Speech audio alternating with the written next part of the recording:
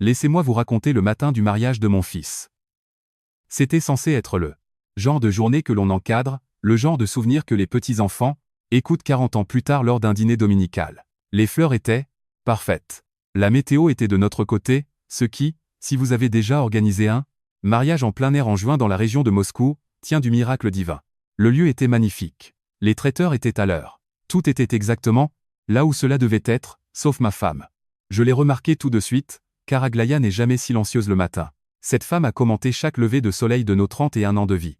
Commune comme si elle était payée au mot. Elle chantonne en préparant le café. Elle parle aux plantes. Elle a une fois tenu une conversation complète avec un oiseau sur le rebord de notre fenêtre et a semblé sincèrement offensé quand il s'est envolé au milieu d'une phrase. Alors, quand je me suis réveillé ce matin-là, et que la pièce était silencieuse d'un silence absolu, quelque chose dans ma poitrine s'est serré, avant même que mon cerveau ne comprenne. Pourquoi? Je me suis assis. Son côté du lit était vide, les draps froids. La porte de la salle de bain était fermée. Pas de chantonnement, pas de bruit d'eau, pas de commentaires sur la météo, sur ce qu'elle prévoyait de porter ou sur l'espoir que Sava se souvienne de prendre son petit déjeuner avant la cérémonie. Juste le silence. J'ai posé mes pieds au sol et j'ai marché vers la porte de la salle de bain. J'ai frappé 2 fois, légèrement, comme on le fait quand on presse. Déjà que quelque chose ne va pas, mais qu'on espère encore réagir de manière excessive. Rien. J'ai ouvert la porte et ce que j'ai vu. Je veux que vous restiez avec moi, car ce que j'ai vu à ce moment-là est le genre de chose qui réorganise quelque chose de permanent à l'intérieur d'un homme. Aglaya se tenait devant le miroir, les 2 mains agrippant le bord du lavabo. Ses articulations étaient blanches. Elle était encore en peignoir, et ses cheveux, ses magnifiques cheveux argentés, qu'elle avait passé les 2 dernières années à laisser pousser avec soin, avaient disparu. Pas coupés, pas coiffés différemment, disparus, des touffes. Gisaient dans le lavabo comme des plumes éparpillées après une tempête. Ce qui restait sur sa tête était irrégulier, haché, comme si quelqu'un avait utilisé des ciseaux comme un enfant avec précipitation, insouciance, presque avec agressivité. Elle ne pleurait pas. C'est ce qui m'a le plus bouleversé. Aglaya ne pleurait pas. Elle se fixait simplement, comme si elle essayait de reconnaître la femme, dans le miroir et n'y parvenait pas. J'ai dit et remarqué que je l'ai dit. Très doucement, Aglaya, que s'est-il passé? Elle ne s'est pas retournée. Elle a juste regardé mon reflet dans la glace et a dit, c'était Inessa, d'une voix plate comme le bitume. Maintenant, j'ai besoin que vous compreniez quelque chose sur moi avant d'aller plus loin. Je ne suis pas un homme qui crie. Je ne l'ai jamais été. Mon père disait toujours qu'un homme qui hausse la voix a déjà perdu l'argument. J'ai porté cela toute ma vie.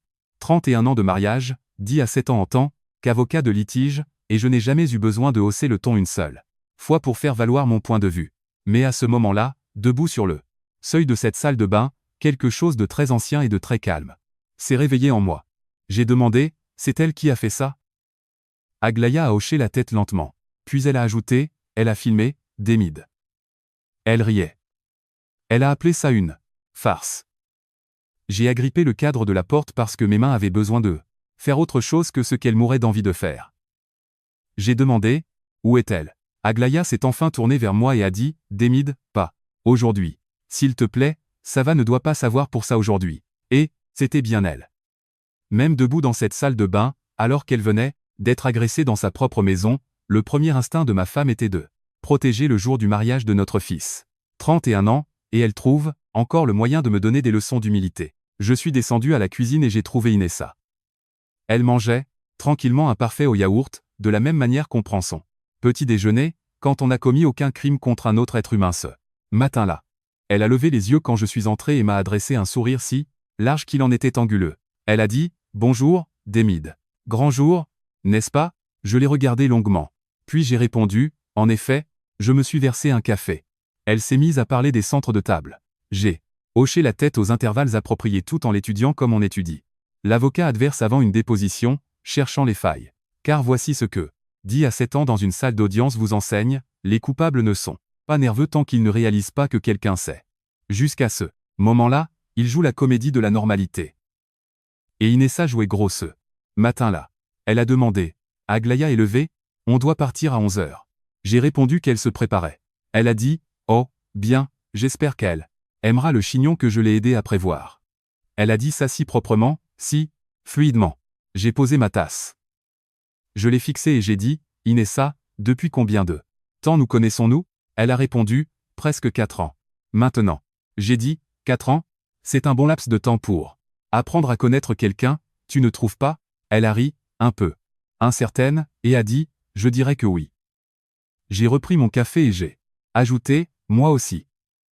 Et je suis sorti de la cuisine. Je sais ce que vous pensez. Vous vous dites, Demid, pourquoi ne l'as-tu pas confronté sur le champ? La réponse honnête est celle-ci, je n'ai rien dit.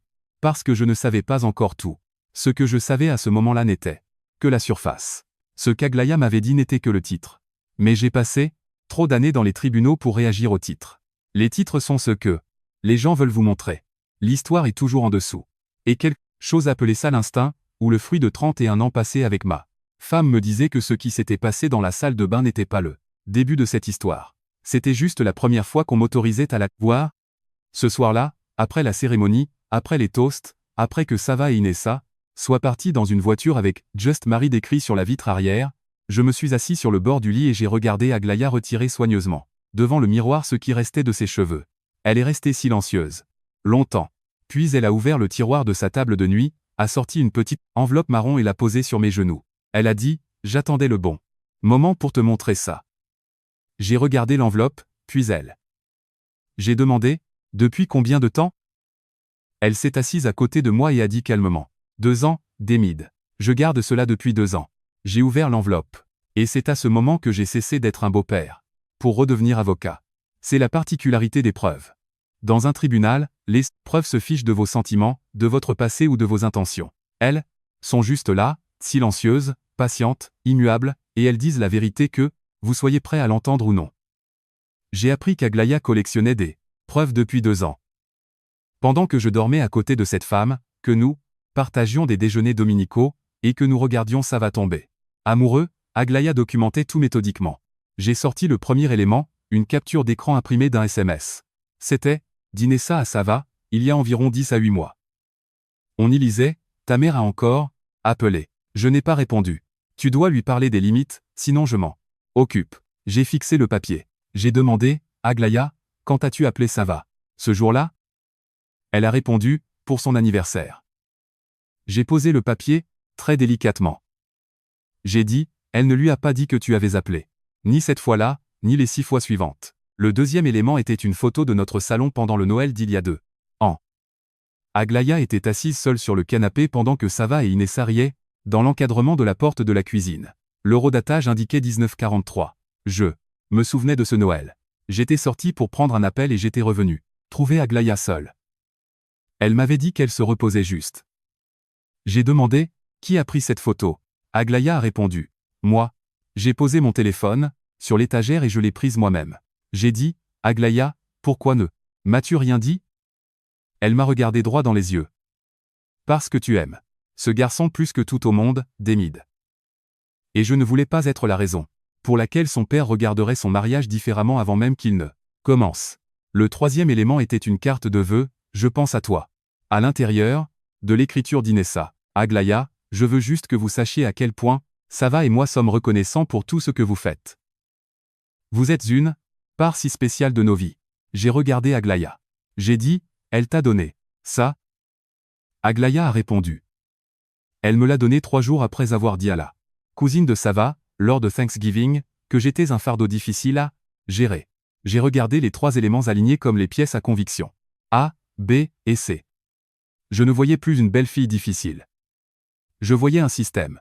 Il y avait 11 autres éléments. Une capture d'écran d'un commentaire laissé par Inessa sur un groupe Facebook de quartier sous un faux profil, décrivant une voisine anonyme comme le genre de femme mûre qui ramène chaque réunion de famille à elle-même. Une transcription manuelle d'un message vocal où Inessa disait à Sava que sa mère avait critiqué les fleurs du mariage, une critique qui n'avait jamais existé. Et une carte d'anniversaire qu'Aglaya avait reçue de Sava, celle qui l'avait fait pleurer parce qu'elle était si douce. Il s'est avéré que la carte que Sava pensait avoir postée avait été écrite par Inessa. Aglaya avait trouvé le brouillon dans un carnet dans leur chambre d'amis. Les mêmes mots, l'écriture d'Inessa, la signature de Sava. J'ai demandé, est-ce que Sava sait tout ça? Aglaya a dit, non. Est-ce que quelqu'un sait? Elle a répondu, juste Zoya. Et maintenant toi. Pourquoi me montres-tu ça ce soir? Elle a touché le bord irrégulier de ses cheveux. Parce que ce matin, c'était la première fois qu'elle faisait quelque chose qu'elle ne pouvait pas cacher. Tout le reste, elle le faisait dans l'ombre, timide, en chuchotant. Des choses que je ne pouvais pas prouver sans avoir l'air paranoïaque. Mais ce matin, elle s'est tenue dans notre salle de bain, elle a ri devant la caméra et elle l'a publié avant que je puisse lui demander de ne pas le faire. Elle m'a tendu son téléphone. 47 000 vues. Inessa avait légendé, farce du matin du mariage sur ma belle-mère. Elle est si bonne joueuse. Ma femme, figée, devant un miroir, fixant son propre reflet, était décrite comme bonne joueuse. J'ai dit très doucement, elle a commis une erreur ce matin, Aglaïa. Tout le reste, elle l'a fait avec prudence. Mais ce matin, elle s'est sentie en confiance, et les gens en confiance deviennent négligents. Aglaïa a dit, Demide, je ne veux pas de guerre. Savalem. J'ai repris l'enveloppe. J'ai tout rangé à l'intérieur. Je vais faire ce que j'aurais dû faire il y a 2 ans. Je vais m'assurer que les bonnes personnes voient exactement qui elle est. Pas avec de la colère, juste des preuves. Je n'ai pas dormi cette nuit-là. Je suis resté dans mon bureau jusqu'à 4 heures du matin avec un bloc-notes jaune, notant chaque fait par ordre chronologique. Quand j'ai eu fini, j'avais 2 pages et demie décrivant une femme démantelant stratégiquement la place de ma femme dans la vie de son propre fils. Le premier appel a été pour Zoya, la cousine de Sava. J'ai demandé combien de personnes avaient vu la vidéo. Tout le monde l'a vue, a-t-elle répondu. Bien, ai-je dit. Ne la partage pas toi-même, mais ne la laisse pas disparaître. En silence. Le deuxième appel a été pour Aristarque Merkulov, mon plus vieil ami et l'un des avocats en droit de la famille les plus respectés. Il m'a appris que la vidéo dépassait les 200 000 vues. Les commentaires avaient changé, le rire avait disparu, remplacé par l'horreur. La troisième chose que j'ai faite a été d'envoyer un courriel à Inessa. 4 phrases. Inessa, j'espère que le premier matin de ton mariage se passe bien. Je voulais te contacter personnellement pour te dire que j'ai réfléchi à ce qui s'est passé hier. Je pense que nous 3, toi, Aglaïa et moi devrions nous asseoir ensemble à votre retour de lune de miel. Il y a des choses que j'aimerais partager avec toi et qui, je pense, seront précieuses pour tout monde à l'avenir. Bon voyage. Ils sont revenus un mardi. Inessa m'a appelé à 8h47, la voix répétée. Nous avons fixé le rendez-vous pour le samedi à 14h00 chez nous. Juste elle, Aglaïa et moi. Quand le samedi est arrivé, Inessa est entrée avec un sourire, essayant de faire passer ça pour juste un peu de fun. Je l'ai arrêté. Nous ne sommes pas ici pour parler de la vidéo. Aglaïa a fait glisser le dossier vers elle. J'ai vu les épaules d'Inessa s'affaisser alors qu'elle lisait le résumé, les captures d'écran, la photo de Noël et le brouillon de la carte d'anniversaire. La pièce était très silencieuse. Elle a essayé de dire que c'était hors contexte. J'ai dit, je ne suis pas un jury. Ce dossier n'est pas pour moi. Il est pour Sava. Le sang a quitté son visage. À toi de décider ce que tu en fais. Tu peux tout lui dire avec tes propres mots, ou attendre qu'il le découvre par lui-même, ce qu'il fera. Elle a demandé, et s'il ne me pardonne pas? J'ai répondu, c'est la première chose honnête que tu as dite. Dans cette maison en 4 ans. Quand Sava m'a enfin appelé, il n'a pas crié. Papa, tu savais? Je lui ai dit que j'avais découvert la nuit du mariage. Maman savait depuis 2 ans et ne m'a rien dit, a-t-il dit. J'ai expliqué qu'elle ne voulait pas commencer sa vie de couple par une tempête. Il a dit, j'aurais dû le voir. Je lui ai répondu, tu étais amoureux. L'amour n'est pas un défaut de caractère, ça va. Inessa a tenté de jouer la victime, appelant la famille et pleurant sur le contexte. Mais on ne peut pas argumenter sur le contexte face à une vidéo que l'on a soi-même filmée, légendée et publiée. Elle avait elle-même remis les preuves au monde entier. Sava et Inessa ont suivi une thérapie, mais cette partie de l'histoire leur appartient. 6 semaines plus tard, Sava est venu dîner. Au milieu du repas, il a tendu le bras et a posé sa main sur celle d'Aglaïa. Il n'a rien dit. Il n'en avait pas besoin. Aglaïa a souri, a serré sa main et a dit, mange ton assiette avant que ça ne refroidisse. Nous avons ri, et pour la première fois depuis longtemps, la table sonnait exactement comme elle devait sonner. La personne la plus dangereuse dans une pièce n'est pas celle qui fait du bruit. C'est celle qui se tient sur le seuil, observe et attend que la vérité fasse ce qu'elle finit toujours par faire. Éclater au grand jour. Si vous aimez cette histoire, rejoignez notre communauté en cliquant sur le bouton « J'aime » et abonnez-vous pour plus d'histoires réelles, brutes, familiales. Et comme toujours, merci de faire partie de cet espace.